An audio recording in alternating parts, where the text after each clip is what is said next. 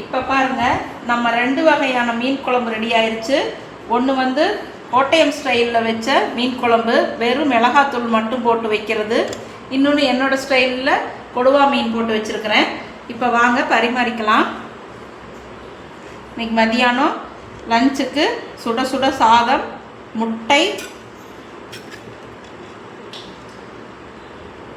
மாங்காய் போட்ட கோட்டயம் ஸ்டைல் மீன் குழம்பு, நல்லா சங்கரா மீன் போட்டு சூப்பராக இருக்குது. தலை அடுத்தது இந்த மீன் குழம்புலையும் கொஞ்சம் டேஸ்ட்டுக்கு வச்சுக்கலாம்.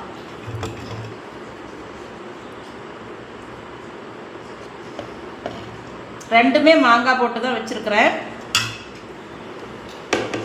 இதுதான் இன்னைக்கு எங்கள் வீட்டில் லஞ்சு. இந்த மீன் குழம்பு, 2 வகையான மீன் குழம்பும் உங்களுக்கு பிடிச்சிருந்ததுன்னா நீங்களும் செஞ்சு பார்த்துட்டு என்னுடைய சேனலுக்கு லைக் பண்ணுங்கள், ஷேர் பண்ணுங்கள், கண்டிப்பாக சப்ஸ்கிரைப் பண்ணுங்கள். தேங்க்யூ.